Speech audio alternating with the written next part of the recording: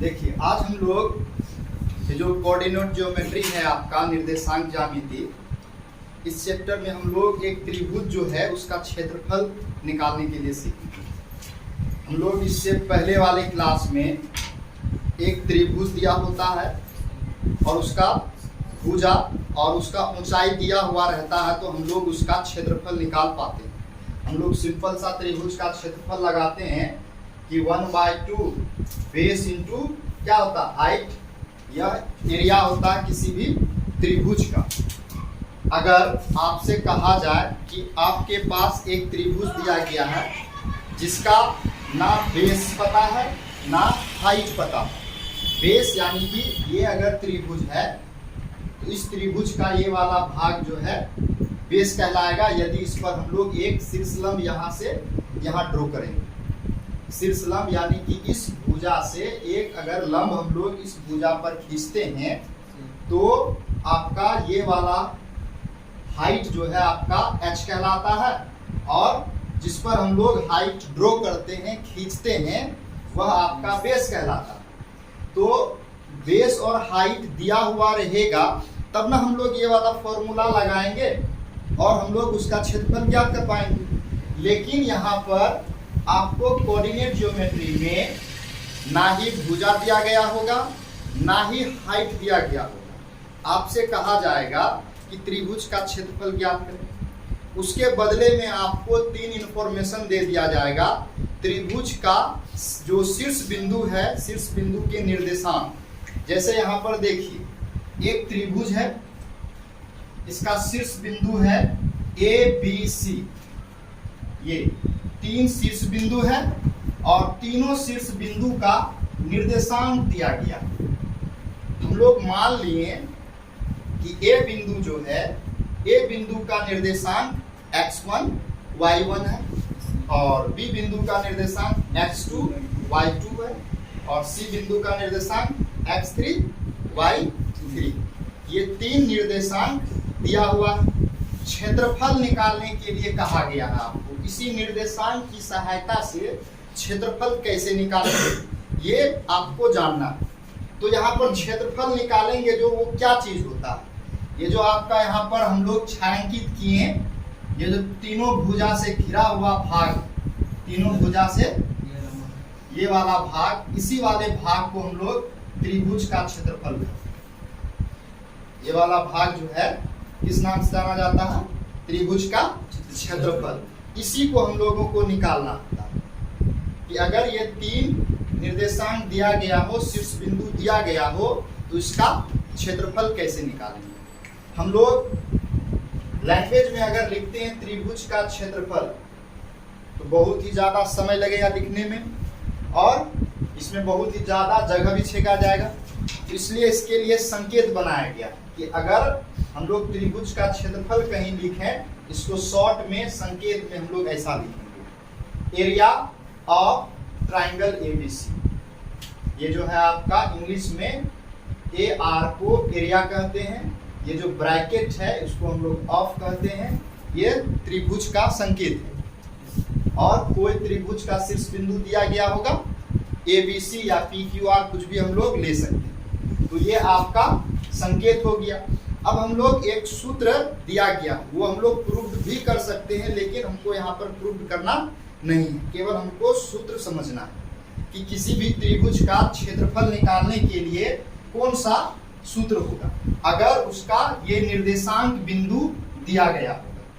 तो हम लोग लिखेंगे area of triangle ABC is equal 1/2 into x1 y2 minus y3 plus x2 y3 minus y1 plus x3 y1 minus y2। अगर कोई त्रिभुज दिया गया हो, उसका तीनों शीर्ष बिंदु के निर्देशांक दिया गया हो, तो हम लोग इस फॉर्मूला की सहायता से क्या कर पाएंगे, उसका क्षेत्रफल निकाल पाएंगे। कोई भी त्रिभुज जो दिया गया होगा उसका क्षेत्रफल निकालने का ये फॉर्मूला है। ये आपका 1/2 इसको बोलते हैं इंटू x1। x1 क्या है, तो पहला शीर्ष बिंदु का निर्देशांक, उसके बाद y2 ये वाला और माइनस y3 ये वाला, प्लस x2 ये वाला इंटू y3 माइनस y1 यहाँ जो दिख रहा है, उसके बाद plus x3 y1 minus y2। तो आपको हर एक जगह पर ये तीनों निर्देशांक दिया गया होगा और आपको ये क्षेत्रफल निकालना है। तो इसी फॉर्मूला पे हम लोग तीनों निर्देशांक के वैल्यू को पुट करेंगे।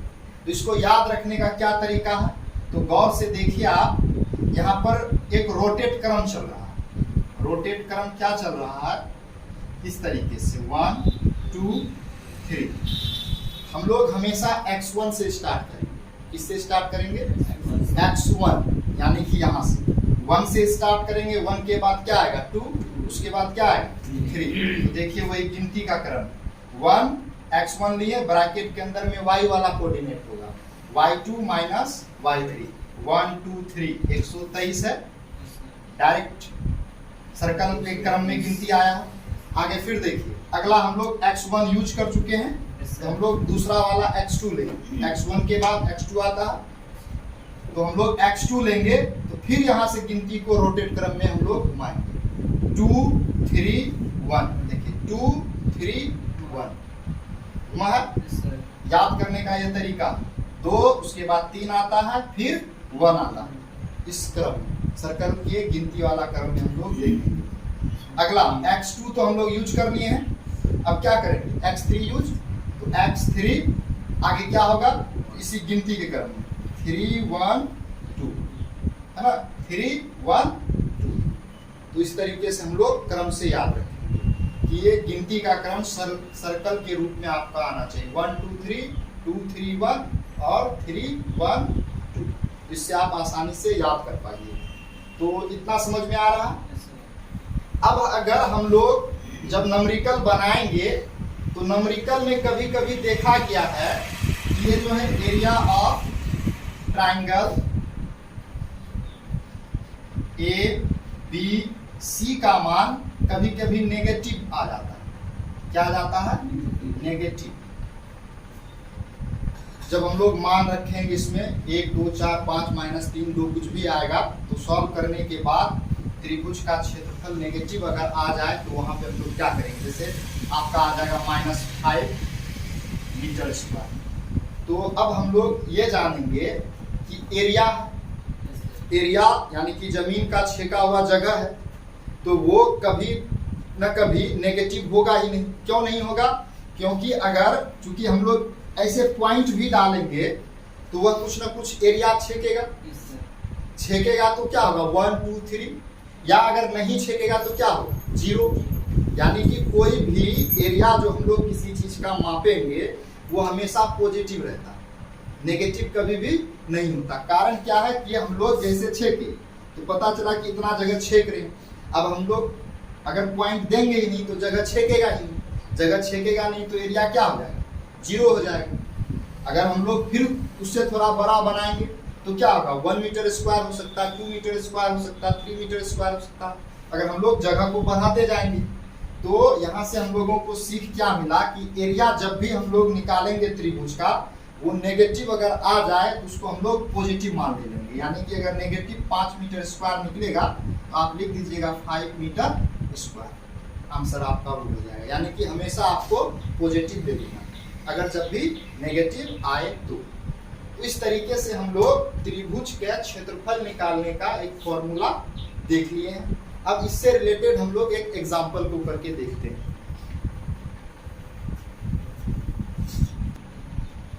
देखिए अब हम लोग जो अभी फॉर्मूला पढ़े त्रिभुज का क्षेत्रफल का निर्देशांक का, अब हम लोग उसका इस्तेमाल करेंगे। ये आपका एनसीईआरटी का जो है 7.3 का का 1 नंबर में सवाल है और यही सवाल केसी सिन्हा का 7.4 में 1 का 5 नंबर का सवाल कह रहा है। सवाल में कि त्रिभुज का क्षेत्रफल ज्ञात करें। Find the area of a triangle if the vertices are, यानी कि त्रिभुज का शीर्ष बिंदु दिया गया ए बी सी।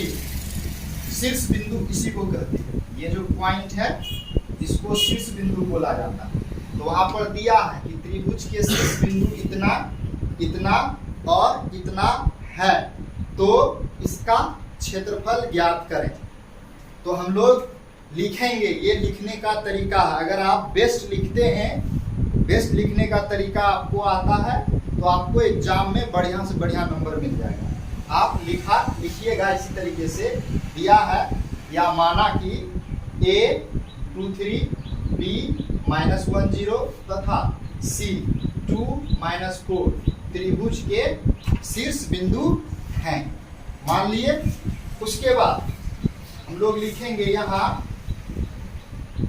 x1 x2 x3 y1 y2 y3 का मान हम लोग पहले निकालेंगे, क्योंकि इसी के मान को हम लोगों को फॉर्मूला में पुट करना है ना, रखना।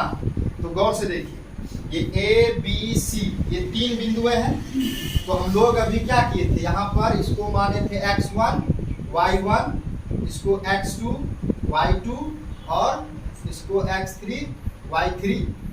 जब हम लोग सूत्र निकाल रहे थे तो हम लोग ऐसा नहीं कि इसी को हम लोग x1 y1 मानेंगे, हम अपनी मर्जी से किसी को भी मान लेंगे। मेरा मन है हम लोग इसी को मान लेंगे x1 y1, इसको मान लेंगे x2 y2, इसको मान लेंगे x3 y3। ये क्रम में कोई भी माना जा सकता है, ऐसा नहीं है। हाँ, किसी को भी दे सकते हैं, कोई भी, ये वाला भी या ये वाला भी। ये गिनती का क्रम में नहीं है कि हम लोग एग्जैक्टली पहले वाला को हम लोग x1 और y1 माने। 3 बिंदु दिया है, इस तीनों में से किसी को भी हम लोग मान सकते हैं, x1 y1 इस तरीके से। तो देखिए हम लोग इसको मान लेते हैं, x1 का मान 2, ये आपका y1 का मान 3, तो ये दूसरा वाला हो जाएगा x2 का मान -1 और ये आपका y2 का मान 0। फिर ये आपका क्या हो जाएगा, x3 का मान 2 और y3 का मान -4। ये चीज आपको लिखना है। अगर ये चीज आप लिख लेते हैं तो आप आसानी से एरिया निकाल पाएंगे। तो अब हम लोग लिखेंगे, चूंकि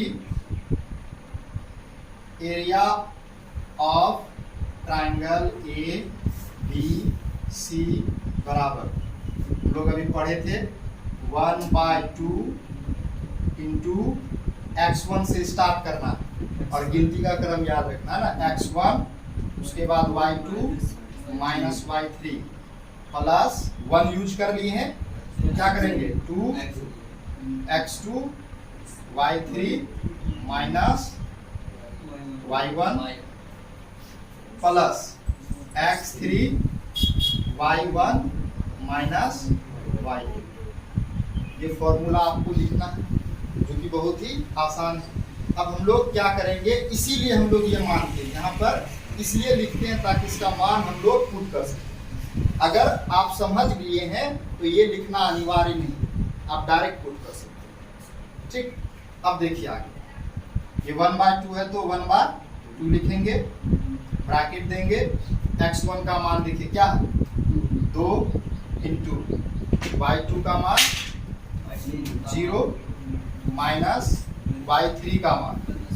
ये देखिए यहाँ पर हम लोग क्या करेंगे, इस तरीके से लिख सकते हैं।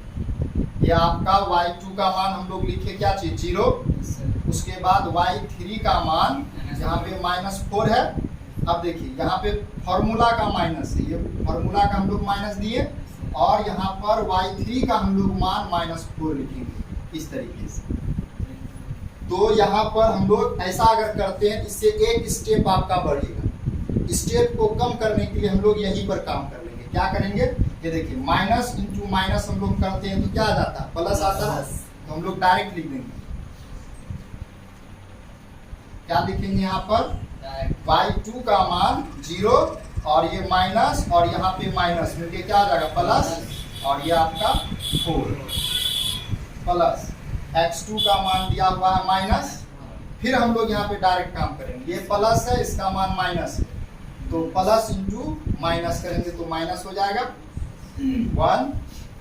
y3 का मान आपका -4 है, उसके बाद माइनस y1 का मान 3 है, प्लस x3 का मान 2 है और y1 का मान आपका 3 है, और माइनस y2 का मान 0 है।